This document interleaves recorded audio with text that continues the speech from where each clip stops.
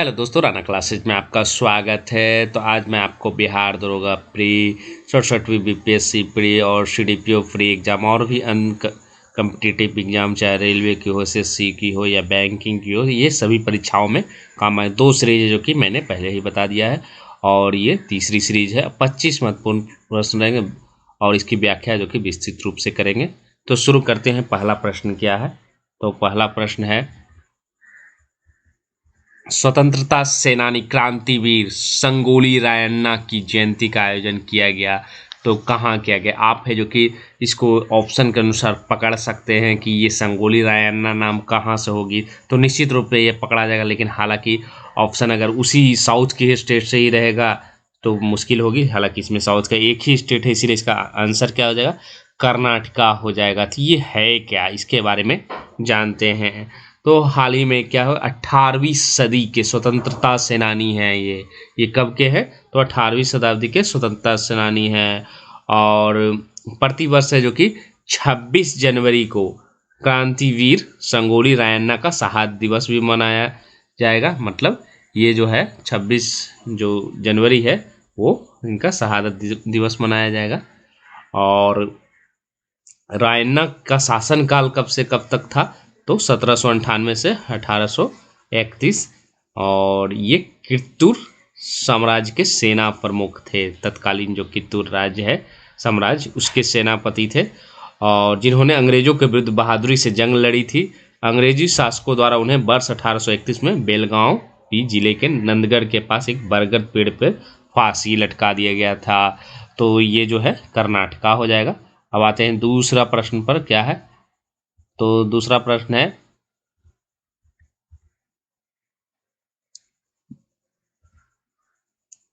थोड़ा मैं छोटा कर देता हूं इसको।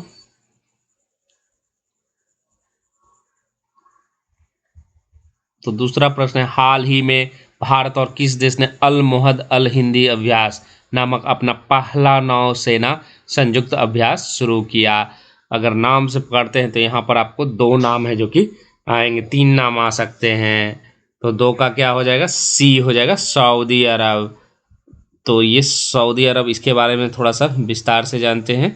और ये जो द्विपक्षीय अभ्यास पर फैसला कब ले लिया गया था? तो 2019 में रियाद शिखर सम्मेलन पर ही लिया गया था।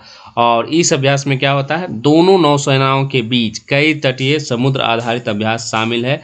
इस लक्ष्य इंटर ऑपरेबिलिटी बढ़ाने के लिए सामरिक युद्धाभ्यास, खोज और बचाव अभियान तथा एक इलेक्ट्रॉनिक युद्ध अभ्यास करना है। तो ये जो है इसका आंसर क्या हो जाएगा? आपको सी हो जाएगा। उसके बाद आते हैं तीसरा, हाल ही में किस मंत्रालय ने एक ऑनलाइन पोर्टल उत्पादकता एवं सेवाओं को बढ़ाने के लिए प्रशिक्षण लॉन्च किया है? Training for augmenting productivity and service. तो किसने किया है? तो इसका आंसर क्या हो जाएगा? आपको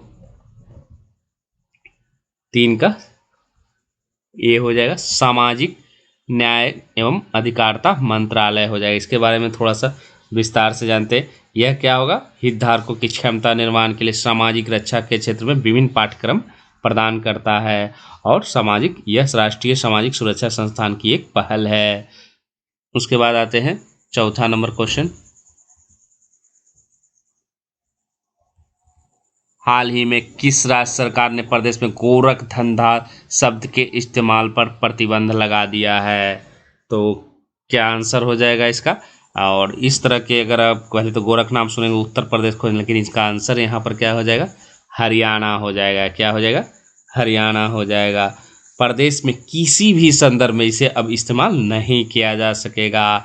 गोरखनाथ समुदाय ने मुख्यमंत्री मनोहर लाल से मिलकर इस शब्द के इस्तेमाल पर आपत्ति जताई थी।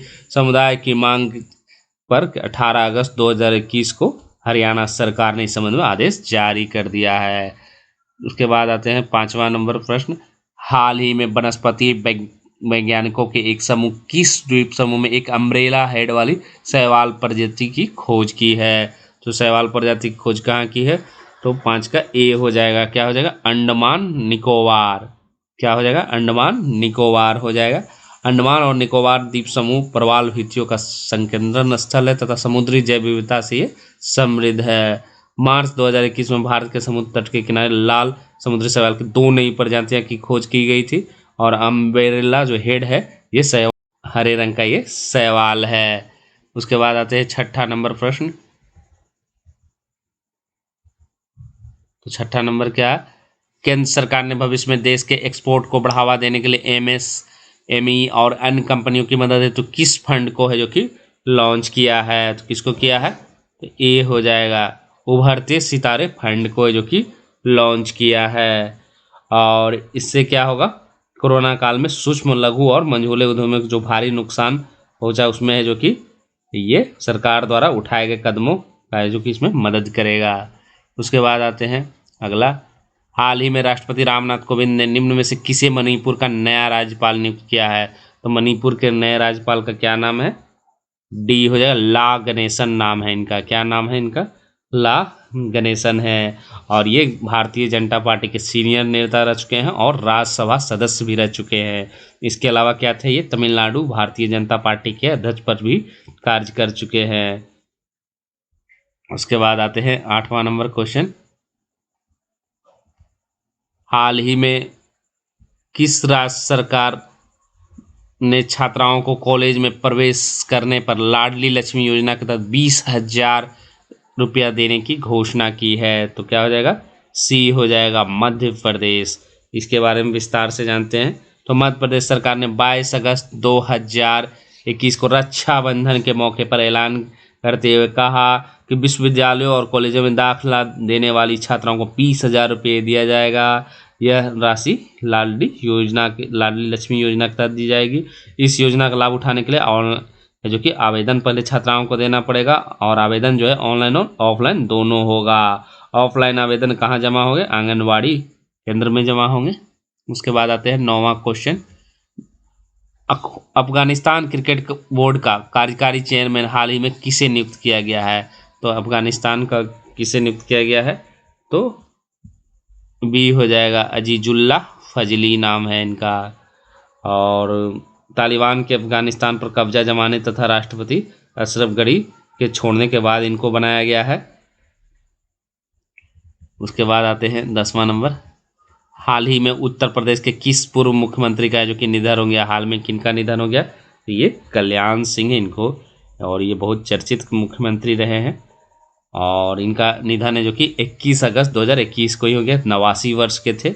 और ये चर्चित क्यों थे? कि राम मंदिर आंदोलन को कल्याण सिंह ने अलग पहचान दी थी और अयोध्या में जो विवादित ढांचा गिरने की जिम्मेदारी भी ली थी और इस्तीफा भी दिया था। इनका जन्म 5 जनवरी 1932 को कहाँ हुआ था? अलीगढ़ के अतरौली तहसील के मड़ौरी ग्राम में हुआ था। और ये किसान परिवार से थे और राष्ट्रीय स्वयंसेवक संघ से बचपन में ही जुड़ गए थे। उसके बाद आते हैं, निम्न में से किस देश की सरकार ने 3 बच्चों की नीति की मंजूरी प्रदान की है? तो ये चर्चित क्वेश्चन है। पहले जो चाइना में जो कि 1 ही बच्चा पर था, अब जो कि 3 बच्चे पर की नीति आई है। और क्यों किया गया? कि दुनिया के सबसे अधिक आबादी वाले देश में जन्म दर में भारी गिरावट को रोकने के उद्देश्य से यह नीतिगत फैसला लिया गया है। और सत्तारूढ़ जो कम्युनिस्ट पार्टी वहाँ की है उसका समर्थन भी किया है। उसके बाद आते हैं 12 नंबर क्वेश्चन, अंतर्राष्ट्रीय वरिष्ठ नागरिक दिवस निम्न में से किस दिन मनाया जाता है? तो ये कब मनाया जाता है? 21 अगस्त को मनाया जाता है। और ये इसके पहली बार घोषणा कब किया गया था? तो 14 दिसंबर 1990 को संयुक्त राष्ट्र महासभा द्वारा इसका घोषणा किया गया था। और यह दुनिया भर के बुजुर्गों की वर्तमान स्थिति के साथ साथ उनके योगदान की समस्याओं को भी प्रतिबिंबित करने के लिए मनाया जाता है। उसके बाद आते हैं, केंद्र सरकार ने नए बनाए गए सहकारिता मंत्रालय का संयुक्त सचिव किसे नियुक्त किया है? तो क्या नाम है इनका? अभय कुमार सिंह। और ये जो है भारतीय प्रशासनिक सेवा के 2004 बैच के बिहार कैडर के ये प्रशासनिक अधिकारी है और इनको है जो कि 7 साल का संयुक्त कार्यकाल इनका होगा। इसके बाद आते हैं 14 नंबर, उत्तर प्रदेश सरकार ने राम मंदिर तक जाने वाले मार्ग का नाम निम्न में से किस पूर्व मुख्यमंत्री के नाम पर रखने की घोषणा की है? तो क्या हो जाएगा 14 का? बी, कल्याण सिंह। क्या होगा इसका आंसर? कल्याण सिंह होगा। और इसके साथ ही अलीगढ़ एयरपोर्ट का नाम भी है जो कि कल्याण सिंह का नाम रखने पर विचार चल रहा है। कल्याण सिंह क्योंकि अलीगढ़ के अतरौली में ही जन्मे थे। कल्याण सिंह कितने बार मुख्यमंत्री रहे हैं उत्तर प्रदेश? ये कितने बार रहे हैं? 2 बार रहे हैं। और राजस्थान और हिमाचल प्रदेश का इनको राज्यपाल भी बनाया गया था। अब केंद्र सरकार ने कितने लाख करोड़ रुपए के नेशनल मोनेटाइजेशन पाइपलाइन का घोषणा किया है? तो इसका आंसर क्या हो जाएगा? सी हो जाएगा। क्या हो जाएगा? 6 लाख करोड़ रुपए का है जो कि ये नेशनल मोनेटाइजेशन पाइपलाइन है जो कि किया गया है। और इस स्कीम के जरिए क्या होगा? रोड, रेलवे से लेकर पावर सेक्टर में इंफ्रास्ट्रक्चर से मोनेटाइजेशन किया, जिसका मकसद है जो कि इंफ्रास्ट्रक्चर एसेट को मोनेटाइज करना, जिससे एनर्जी से रोड, रेलवे सेक्टर इसमें शामिल है। उसके बाद आते हैं 16 नंबर क्वेश्चन। वायु प्रदूषण को कम करने के मकसद से देश का पहला स्मॉग टावर निम्न से किस शहर में लगाया गया? तो इंपॉर्टेंट क्वेश्चन है। तो ये कहाँ लगाया गया है? तो सबसे ज़्यादा प्रदूषित है वो दिल्ली है। और ये कहाँ लगाया गया है? तो कनॉट पैलेस में लगाया गया है। अमेरिकी तकनीक से यह बना हुआ है। और स्मॉग टावर हवा में प्रदूषण की मात्रा को ये कम करेगा। और इसका उद्घाटन जो माननीय मुख्यमंत्री अरविंद केजरीवाल है जो कि कनॉट पैलेस में 23 अगस्त 2021 को किए थे। अगर ये इसका परिणाम बेहतर रहा तो और भी टावर है जो कि दिल्ली में लगाए जाएंगे। उसके बाद हाल ही में किस वरिष्ठ अधिकारी ने सूचना व प्रसारण मंत्रालय नए सचिव के रूप में कार्यभार संभाल लिया है? तो कौन क्या हो जाएगा? ये बी हो जाएगा, अपूर्व चंद्र। और ये अपूर्व चंद्र है जो कि महाराष्ट्र कैडर के 1988 बैच के IAS अधिकारी हैं ये। उसके बाद आते हैं 18 नंबर क्वेश्चन। हाल ही में जर्मनी में भारत का नया राजदूत किसे नियुक्त किया गया है? तो 18 का क्या हो जाएगा? ये हो जाएगा हरीश वर्धथानेनी। क्या नाम हो जाएगा? हरीश वर्धथानेनी। और ये विदेश सेवा 1990 बैच के अधिकारी हैं। उसके बाद आते हैं, चीन ने अपने राष्ट्रीय पाठ्यक्रम में निम्न में से किसके विचार शामिल करने एवं पढ़ाने का अनिवार्य कर दिया है? तो किसका कर दिया है? तो बी का, चीन के राष्ट्रपति Xi जिनपिंग का। और समाजवाद को लेकर उनके विचारों को चीन के हर युवा वर्ग को पढ़ना अब अनिवार्य होगा। चीन के शिक्षा मंत्री ने कहा कि शी जिनपिंग के विचारों को राष्ट्रीय पाठ्यक्रम में शामिल करने से युवाओं में मार्क्सवादी विचारधारा को स्थापित करने में मदद मिलेगी। उसके बाद आते हैं अगला क्वेश्चन 20 नंबर। वैश्विक संपत्ति सलाहकार फर्म कुशमैन वेकफील्ड की तरफ से जारी विनिर्माण जोखिम सूचकांक 2021 में निम्न में से कौन सा देश है जो कि प्रथम स्थान है जो कि हासिल किया है? तो क्या हो जाएगा इसका आंसर? सी हो जाएगा, चीन ने है जो कि हासिल किया है। और यह सूचकांक यूरोप, दक्षिण अमेरिका और एशिया प्रशांत 47 देशों में इसका आकलन किया गया है। और चीन के बाद किसका स्थान है? भारत इसमें कितना स्थान है? तो दूसरा स्थान है। तीसरे स्थान पर है जो कि अमेरिका है। उसके बाद आते हैं, न्यूयॉर्क की पहली महिला गवर्नर निम्न में से कौन बन गई है? तो 21 का क्या हो जाएगा? डी हो जाएगा, कैथी होचुल नाम है इनका।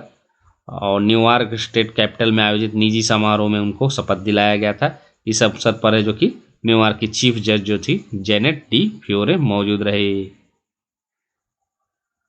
उसके बाद आते हैं 22, अफगानिस्तान में भारत द्वारा लोगों को एयरलिफ्ट करने के अभियान को निम्न में से क्या? ये बहुत इंपॉर्टेंट क्वेश्चन है।